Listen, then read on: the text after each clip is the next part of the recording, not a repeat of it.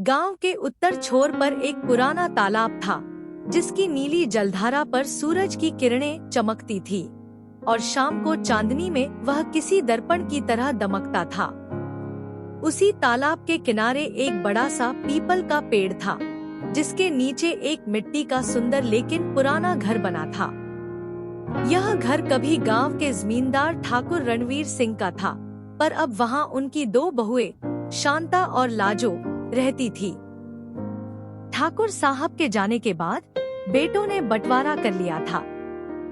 दोनों भाई शहर चले गए और घर छोड़ गए अपनी पत्नियों के जिम्मे। अब वही घर दो हिस्सों में बंटा हुआ था, एक तरफ शांता का हिस्सा और दूसरी ओर लाजो का। शांता बड़ी बहू थी, गंभीर, सधी हुई और परंपराओं में रचीब सी। उसकी बातों में तमीज थी, पर चेहरा हमेशा कठोर रहता। खेतों की देखभाल, गाय भैंस, मंदिर की पूजा, सब कुछ वह नियम से करती। दूसरी ओर लाजो चंचल थी, हंसमुख और मिलनसार। उसे गांव की औरतों से गप्पे मारना पसंद था, बाग में फूल लगाना, तालाब किनारे पायल की झंकार में नाचना और बच्चों को कहानियां सुनाना। वह नई सोच की थी, पुरानी परंपराओं में विश्वास रखती थी, पर परिवर्तन को भी स्वीकारती थी।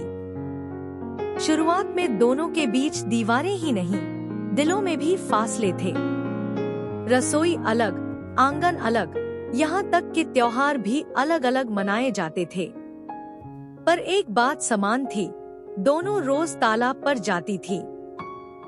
शांता सुबह के अंधेरे में पूजा के लिए पानी भरने जाती, वहीं लाजो दोपहर को बच्चों को लेकर कपड़े धोने या नहाने जाती। एक दिन अचानक गांव में सूखा पड़ गया, तालाब का जल भी कम होने लगा और तब पंचायत ने नियम बना दिया कि सभी को मिलकर तालाब की सफाई करनी होगी। शांता और लाजो भी तालाब की सफाई के दिन आमने सामने आईं। दोनों चुप थीं, पर साथ साथ मिट्टी उठाई, काई हटाई, नालियां साफ की। उसी दिन पहली बार लाजो ने हंसकर कहा, दीदी देखो ना, हमारा तालाब कितना सुंदर है जब सब मिलकर इसे संवारते हैं।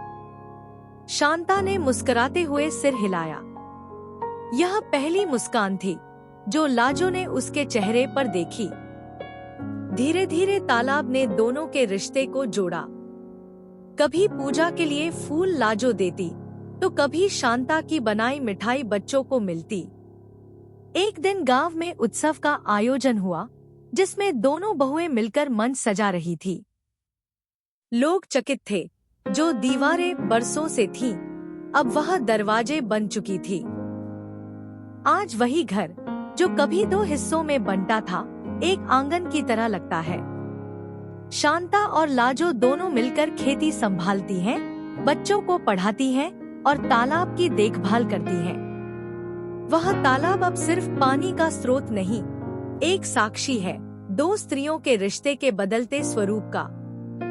सीख, कभी कभी प्रकृति हमें जोड़ने का बहाना बनती है।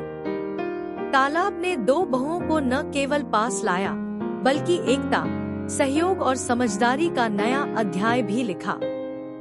अगर आपको यह प्रेरणात्मक कहानी पसंद आई तो कृपया लाइक और सब्सक्राइब करें।